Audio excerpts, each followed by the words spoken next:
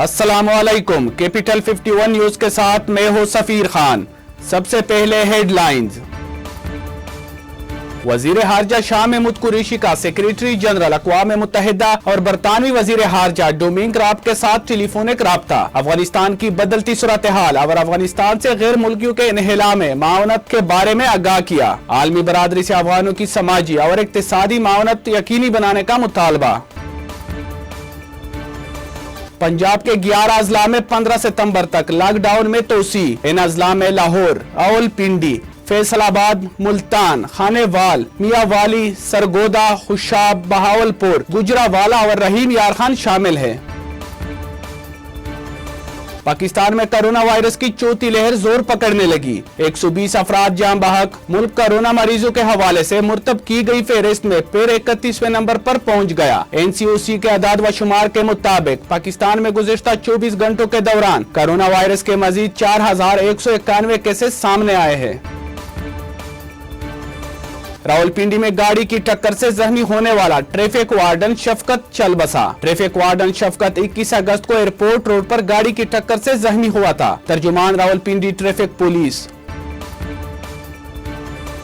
شمالی وزیرستان کے علاقے سپین وام میں سیکیورٹی فورسز کی کارروائی۔ ایک دہشت گرد ہلاک۔ دہشت گرد کا اسلحہ اور ایمیونیشن قبضے میں لے لیا گیا۔ دیگر دہشت گردوں کی تلاش کے لیے علاقے میں سرچ آپریشن جاری۔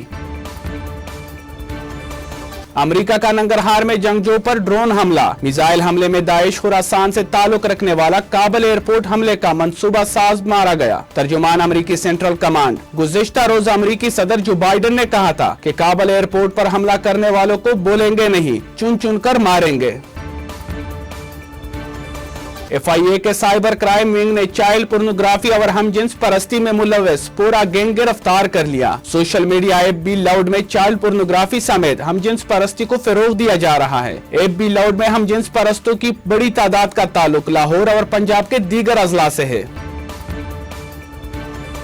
ملک میں مہنگائی کا طوفان تم نہ سکا۔ اشیاء ضروریات مزید مہنگی۔ ادارہ شماریات کی جانب سے ہفتہ وار رپورٹ جاری۔ آٹا، چینی، گھی، کوکنگ آئل، تازہ دودھ، دہی، مرغی کا گوشت، انڈے، پیاز اور لہسن سمیت 22 اشیاء ضروریہ مہنگی ہوئی۔ ٹماٹر اور LPG سمیت 5 اشیاء کی قیمتوں میں کمی ہوئی۔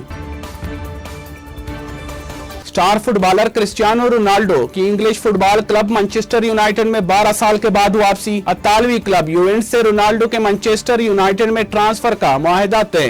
رونالڈو 2003 سے 2009 تک مانچسٹر یونائیٹڈ کی نمائندگی کر چکے ہیں۔ مزید خبروں اور اپڈیٹس کے لیے دیکھتے رہیے کیپٹل 51 نیوز۔